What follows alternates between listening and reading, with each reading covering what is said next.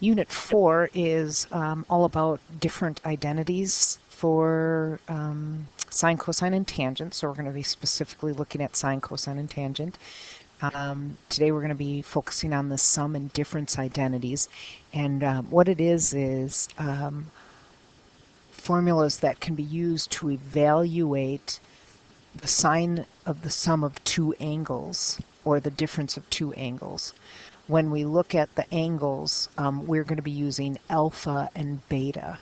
And so when you write down the formulas, alpha is, kind of like if you can sort of see me drawing, I start up at the top, that's my alpha.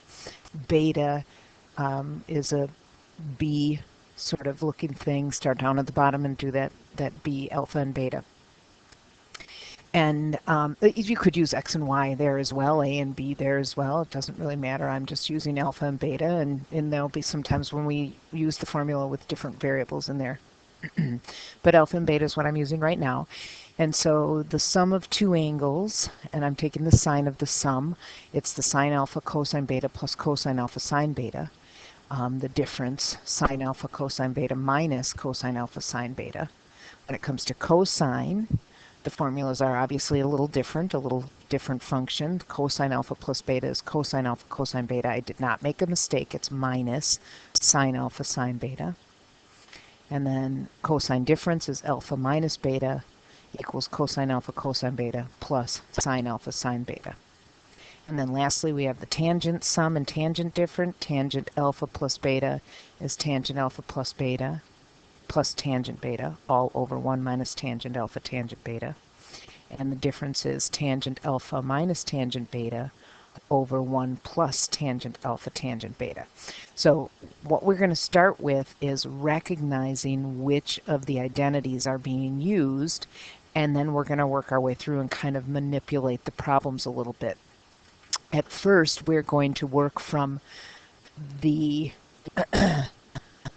end portion here. We're going to be seeing formulas that look like this back to which formula we're going to use. When we get to the end of this session, we're going to go the other way, where we're going to have to set up a formula and then put it into its identity formula form.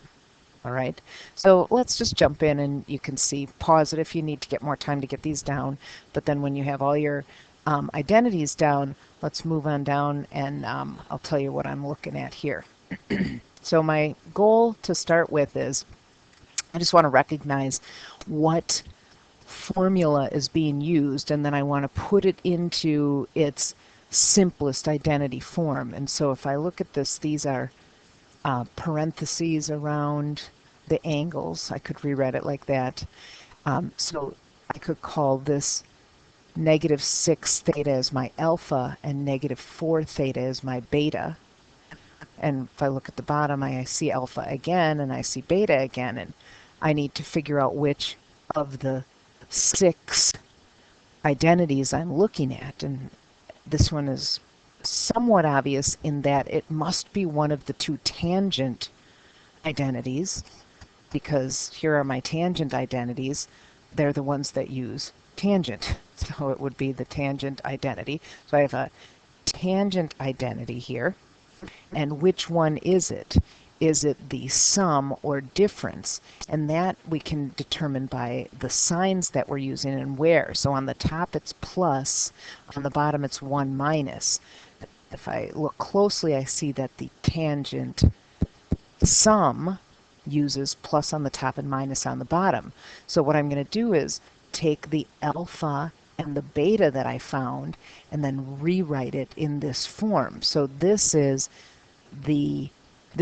equivalent to the tangent of alpha, negative 6 theta, minus beta, negative 4 theta. I'm going to get rid of this piece right here. And so at this point, there's not much I can do. This isn't a family that I'm looking at. It's a more general angle. So the best that I can do is simplify what's in there, because the thetas are my variable and they are like, I have like terms. So this is the tangent of plus positive negative 2 theta. And that's all I'm doing on these first few problems is I am, like I said, recognizing which identity is being used and then simplifying it. So I'm taking it back from an expanded form into a more compact form. The sine and the cosine formulas are a little bit trickier in that we have to look a little bit closer because they're not as obvious. So I just need to kind of recognize which one, well, obviously this isn't a tangent, so it's either sine or cosine, which one uses sine cosine minus sine cosine.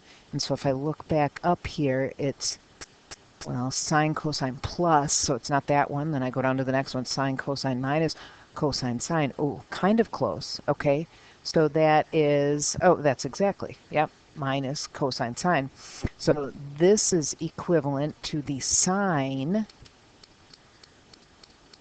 of some angle plus another angle. Ugh, my goodness, back it up.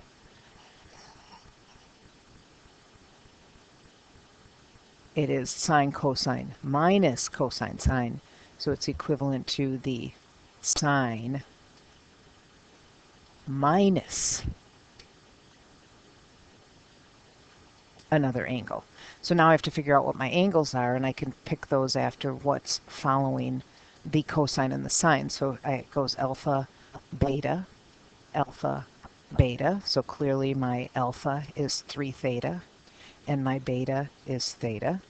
And so it's 3 theta minus theta. I can rewrite that or simplify that as the sine of 2 theta. So again, this is recognizing what's being used and then putting it in the simpler identity form. So you could pause the video and give this next one a try, see how you do. If you look closely, you should recognize this as a cosine because it's plus in the center. It translates to minus in a cosine. Remember I said that wasn't a mistake. Sine sum has plus in the formula, but cosine sum has minus in the formula. So this is going to be the cosine difference. Again, I can pull out my alpha and my beta here. Alpha is the first angle that shows up. Beta is the second angle that shows up in here. So when I plug it in this formula, it would be 5 theta minus 6 theta minus negative 6 theta. And then I can simplify that to cosine 1 theta, or I can just write it as theta. So recognizing which identity is being used and then putting it in the simpler form and simplifying. Now we're going to take that to another level on the next page. Similar, except for instead of having a more general angle, we're going to see angles with pi, so angles in radians, not families that we recognize, but angles in radians. So this first guy is still my alpha and beta, and recognize that the alpha shows up again and the beta shows up again. When I look at the formula, this is sine cosine plus cosine sine, so this must be the sine sum formula. So this is equivalent to the sine of alpha, which I said is 17 pi over 18, plus beta, which is 7 pi over 18. And now I'm going to simplify it just like I did before. So they have common denominators. I can just add those together. That's 24 pi over 18. That's something that I can simplify. So I'm just going to reduce that. 24 pi over 18, I can divide the top and the bottom both by 6, so that's 4 pi over 3. This should look familiar to me. That is a pi over 3 family, so pi over 3 family, which is 1/2 square root of 3 over 2. So this kind of stuff is going to relive itself or revisit us. But if I'm 4 pi over 3, remember that puts me in the third quadrant, so it's negative 1/2, negative square root of 3 over 2. I'm interested in the sign. The sign is the second value, so my answer here is negative square root of 3 over 2. So again, we're taking that one step further where we are not just recognizing which identity we're using, but we're recognizing it, we're simplifying it, and now we're actually going to pull back what we've done in some previous chapters and evaluate it as well. Again, at any point you can pause and then give it a try and see how you do. But this next one is clearly a tangent. Here's my alpha, here's my beta, alpha, beta, alpha, and beta. Repeat down here. A lot of people say, well, what happened to the bottom? What, did you just get rid of the bottom alpha and beta? No, I'm taking this from, back on that first page, I'm taking this from the expanded form into its equivalent identity. And so when I go in here, here's my expanded form. Its equivalent identity is, this is a tangent different. This is equivalent to the tangent of alpha minus beta. That's what formula was being used there. So my alpha is 2 pi over 9, and my beta is pi over 18. It's the difference formula. Now before I simplify this, I'm going to need to find common denominators. So I have the tangent of 4 pi over 18, multiply the top and the bottom by 2 minus pi over 18. That reduces down to the tangent of 3 pi over 18, or the tangent of pi over 6. And so I'll go into the pi over 6 family, which is square root of 3 over 2, 1/2. And the tangent of pi over 6 is equivalent to the sine over the cosine, 1/2 over the square root of 3 over 2, which is 1 over the square root of 3. Rationalize the denominator, the square root of 3 over 3. These things shouldn't be new. You should recognize these from the last 2 chapters. From this point here to the last 2 chapters. So this is the value of this problem right here. Again, I'm taking the expanded form, putting it in its simplified identity form, and then evaluating it from there. So again, I'm going to look at what I have here. This looks like a cosine formula. This is the cosine alpha plus beta. Look back at the formulas or back at the identities and see where that, or how I made that connection. Here's my alpha and my beta, my alpha and my beta. So I'm going to rewrite this as the cosine of alpha plus beta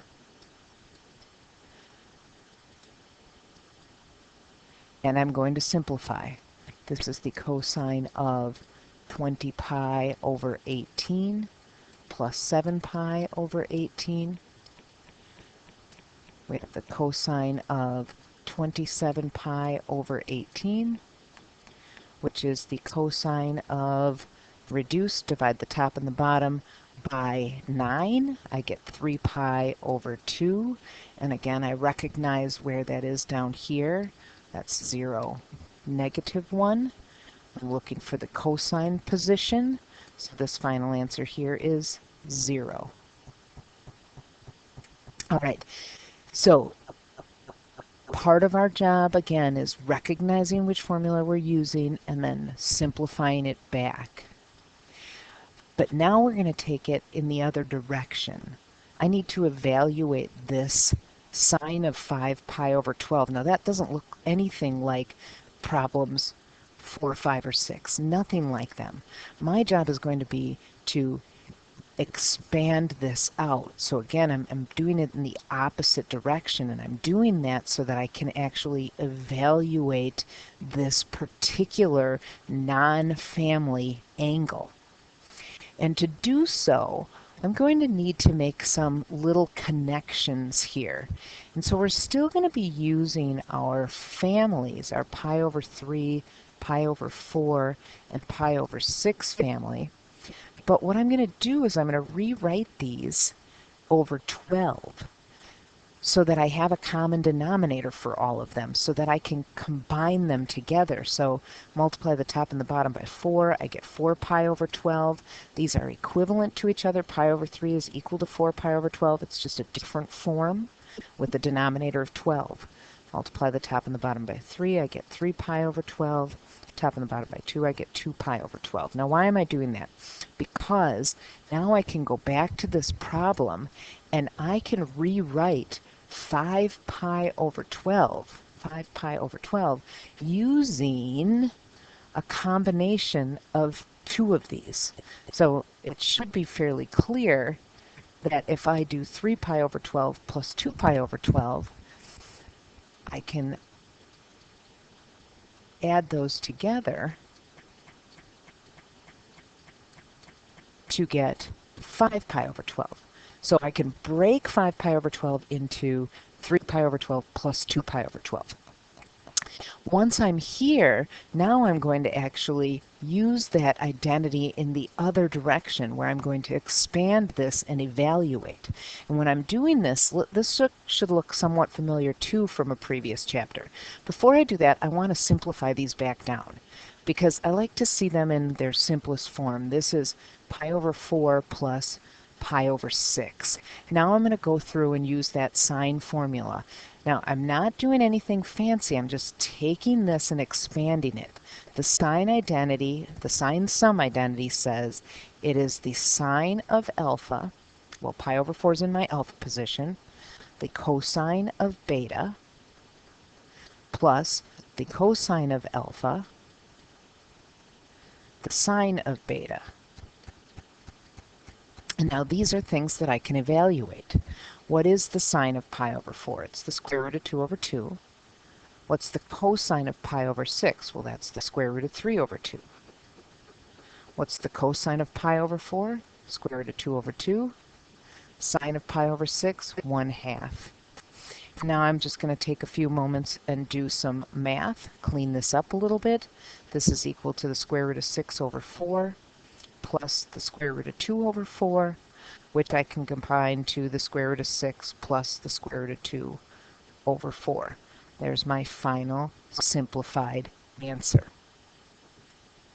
Again, I know I say this often, do not overthink it. I'm just taking something, I'm manipulating this so that I can figure out an answer. I am moving this around so that I can come up with an answer for the value. If you plugged in your calculator in radians, the sine of 5 pi over 12, and hit equals, you would get a value equivalent to this. And some of you even have calculators that'll give you that exact value. Others will give you the decimal equivalent to that value. Okay, so if you want to check your work and make sure you're all right, you can do it. Keep in mind that we don't have a whole lot of numbers that we're working with, and for our practice purposes today, we're just going to keep everything over 12. So we're always going to work with a variation of our 3 family members as a fraction over 12. Okay, so I'm going to do the tangent of pi over 12. I'm going to rewrite those values again. Pi over 3, pi over 4, and pi over 6 as a fraction out of 12. This was 4 pi over 12, 3 pi over 12, and 2 pi over 12. And now I need to do a combination of any two of these to come up with pi over 12. Sometimes you're going to have more than one option. And in this case, I could do 4 pi over 12 minus 3 pi over 12, or I could do 3 pi over 12 minus 2 pi over 12. I'm going to go with the first one that I said. I'm going to rewrite this as, this is equivalent to the tangent of 4 pi over 12 minus 3 pi over 12. If you do the math correctly, you could use the other numbers as well. It's just that you have to make sure that you are solving and simplifying correctly to get to the final answer.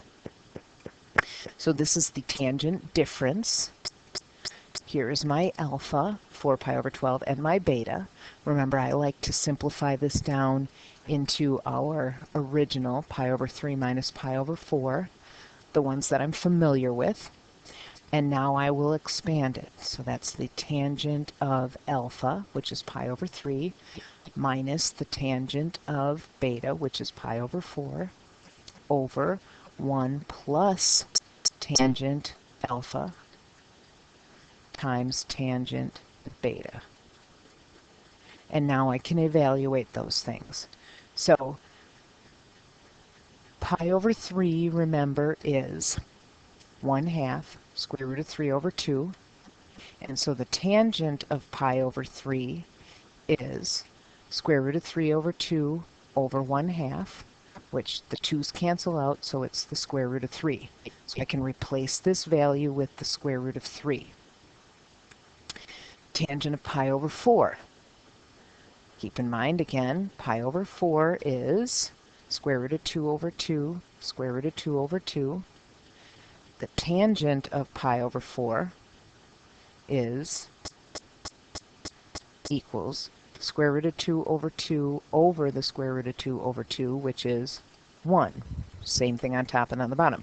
So this is square root of 3 minus 1 over 1 plus the square root of 3 times 1, which equals the square root of 3 minus 1 over 1 plus the square root of 3. Now, I have to rationalize the denominator here.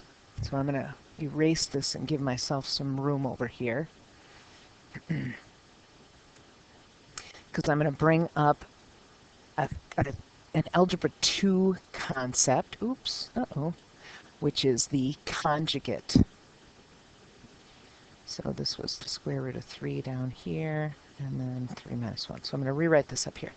This is the square root of 3 minus 1 over 1 plus the square root of 3. So the conjugate is a way of rationalizing the denominator. And what we do, it's a method of rationalizing the denominator where I take whatever is on the bottom and I change the sign between it. And so I'm using the concept of a difference of squares, 1 minus the square root of 3. And then I have to multiply those things together and then simplify from there. So I'm going to do it the entire long way now, but as we work through this, I'm going to shorten this up. Remember, I have to distribute everything through. So it's the square root of 3 times 1 is the square root of 3. And then the square root of 3 times the square root of 3 gives us minus 3. Then I'll move on to the next one. 1 times 1 is minus 1. 1 times the square root of 3 plus the square root of 3. I'm going to go through that same process on the bottom. 1 times 1 is 1 minus the square root of 3 plus the square root of 3 minus 3. Now hopefully you see what happens there in the denominator. It allows me to cancel out, using that difference of squares, it allows me to cancel out those middle two terms. So on the top I'm left with 2 square roots of 3, the square root of 3 plus the square root of 3, minus 4, negative 3 minus 1, over, those terms are going to cancel out, 1 minus 3, which is negative 2. So my last move is to do a little bit of simplifying, and the simplifying allows me to take a negative 2 out of everything. I have to be able to take it out of everything. Everything. Every term has to have a negative 2 taken out of it. So when I take it out of every term, I'll end up with negative square root of 3 plus 2 over 1, and I don't need to write that. I'm dividing again every term. I'm simplifying by taking out a negative 2 from every term.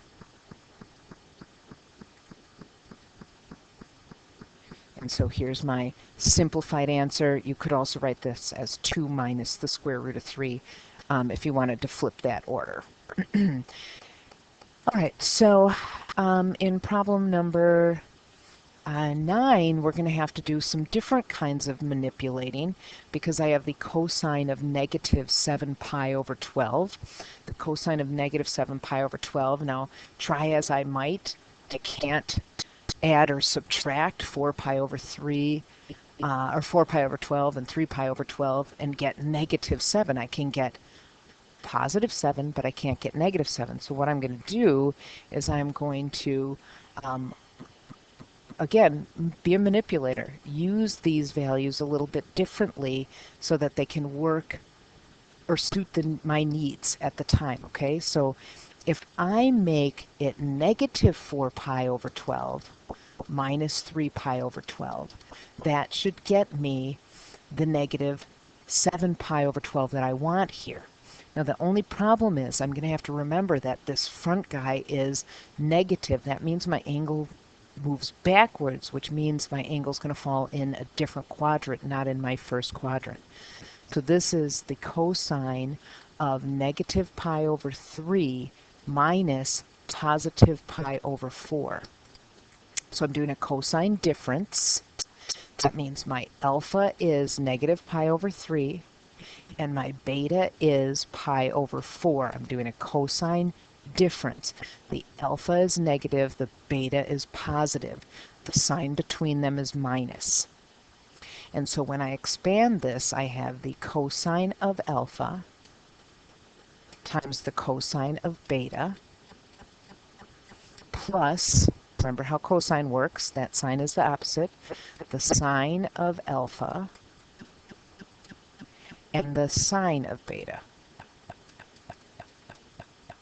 Well, this part is pretty easy because I know the pi over 4 family pretty easy.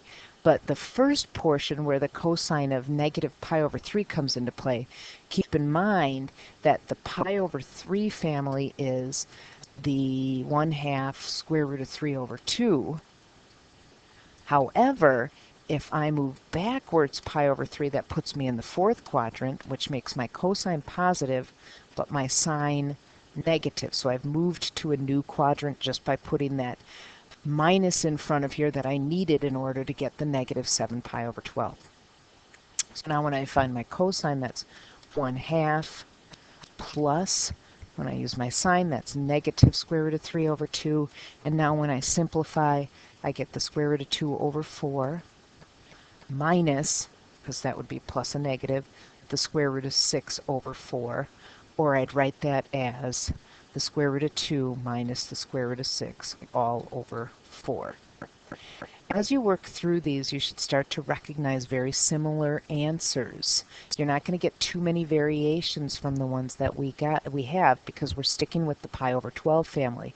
Just like the pi over 3, pi over 4, pi over 6 family, I had similar numbers all the time depending on if it was tangent, sine, cosine, or tangent.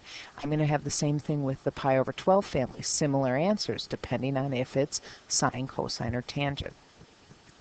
So this is the last one that we're going to work through today on your notes, and that is 17 pi over 12. And you might recognize a different issue that's happening here. And in this one, I have a problem where, again, I'll write these up here. The pi over 3 is 4 pi over 12. Pi over 4 is 3 pi over 12. And pi over 6 is 2 pi over 12. And so there's nothing I can do with those values that is going to get me to 17 pi over 12.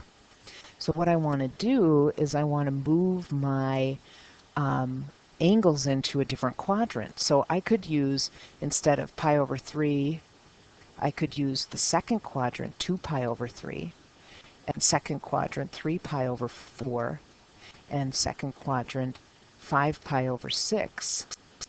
And I can change those into a pi over 12 family as well. And then take a look at those and see what I have. And I can use any combination of the things that I come up with. So if I multiply the top and the bottom here by 4, I'm going to get 8 pi over 12. And the next one, if I multiply the top and bottom, I get 9 pi over 12. And lastly, times 2, I get 10 pi over 12. So now I have to look again, is there any combination? And I can't stress this enough, there can be scenarios, or there will be scenarios, where maybe you have more than one option. But in here, what stands out to me, or what jumps out to me, is maybe 8 pi over 12 plus 9 pi over 12. So I will go back to this problem, and I'm going to rewrite this as the tangent of 8 pi over 12 plus 9 pi over 12. You're going to have to do some simplifying when you work through these. And I'm going to show you a scenario when we're done, just kind of a last minute scenario of something that could happen that you are going to have to deal with, because we'll end up with fractions within fractions, and it's going to take us back to our algebra days. But for right now, I'm going to work off of this one. My alpha is 8 pi over 12, which reduces down to 2 pi over 3. And my beta is 9 pi over 12, which reduces down to 3 pi over 4. So I just use second quadrant angles instead of first quadrant angles. I could get into the third quadrant and do the same thing. I could get into the fourth quadrant and do the same thing if I need to. I can keep moving around. It can be any family member that is pi over 3, pi over 4, or pi over 6 that I can get over 12 and make a combination of 17 pi over 12. So this is the tangent of 2 pi over 3 plus 3 pi over 4. And I need to pause this, but I can't find my mouse. So you can fast forward this. Okay, sorry about that interruption, but here we are back. So what I did was I reduced my alpha and my beta. I have the tangent of 2 pi over 3 plus 3 pi over 4. So I need to consider these values because I'm going to be expanding this out. So remember, 2 pi over 3 is a pi over 3 family in the second quadrant. So that makes it negative 1/2 square root of 3 over 2. And 3 pi over 4 is also a second quadrant, negative square root of 2 over 2, square root of 2 over 2. So when I figure out the tangent of these values, it's going to make my tangent negative for both of those because they are second quadrant tangents. So this is the tangent of 2 pi over 3 plus the tangent of 3 pi over 4 over 1 minus the tangent of 2 pi over 3 times the tangent of 3 pi over 4. And so again, when I evaluate that, I'm going to put sine over cosine. I'll end up with negative square root of 3 plus negative 1 over 1 minus negative square root of 3 times negative 1. So this is negative square root of 3 minus 1 over 1 minus the square root of 3, again, because those are negative times a negative down here. I have to multiply before I add or subtract. So the negative times a negative becomes a positive. So I have 1 minus the square root of 3. I'm going to bring this up and over. Negative square root of 3 minus 1 over 1 minus the square root of 3. I can't cancel those because the minuses between them, and they're not identical. They're close looking, they sure are, but on the top the 1 is negative, on the bottom the 1 is positive, and therefore I can't cancel them out. So what I'm going to do is I'm going to multiply by the conjugate, 1 plus the square root of 3 on the top and on the bottom. Remember what that is. It is whatever the bottom is, change the sign in the middle. And that allows me to cancel out using a difference of squares. So I'm going to multiply all the way through. Negative square root of 3 times 1. Negative square root of 3 times the square root of 3. And then negative 1 times 1. And negative 1 times positive square root of 3. On the bottom I get 1 plus the square root of 3 minus the square root of 3. Again, see what happens there. And then minus 3. When I simplify, I have negative 2 times the square root of 3. That's 1 square root of 3 that's negative here, and another square root of 3 that's negative here. That gives me negative 2 square roots of 3 minus 4 over negative 2. Again, I can take a negative 2 out of everything. That leaves me with the square root of 3 plus 2 over 1, and there's my final answer. Now I said there's going to be something funny that kind of happens that I want to just kind of make you aware of, warn you of. This is an instance that if you use a tangent of a pi over 6 family, a tangent of pi over 6, so this is kind of just an extra thing, be aware of this. If I have the tangent of pi over 6, keep in mind that that's 1/2 over the square root of 3 over 2, which is 1 over the square root of 3, or the square root of 3 over 3. Now when I start to plug that in to a formula, like let's say I have the tangent of pi over 6 plus pi over 4, When I expand that, it would be the square root of 3 over 3 plus 1. So that's the tangent of pi over 6 plus the tangent of 4 over 1 minus the square root of 3 over 3 times 1.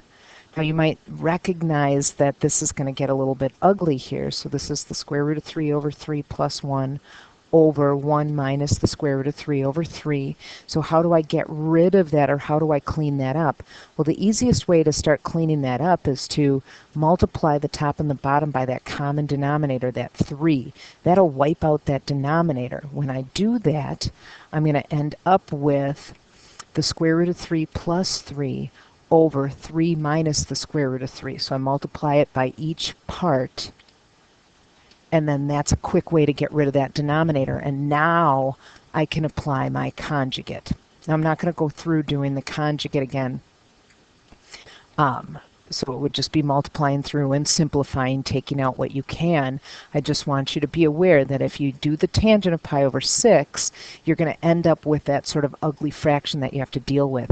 And that's why sometimes when I'm working through this, I sort of try to avoid the tangent of pi over 6 because of that fact. And sometimes it's easier not to. Sometimes it's easier to. You can kind of just play it by ear. So you might have to, like slow down, watch this video, look back at some of the examples, email me if you have questions. Once you get into the swing of it, it's not so bad, but you do really have to be aware of what you're looking at. So your assignment is 4-1, evens or odds. Again, email me with questions or come with questions when we meet again. Have a great day.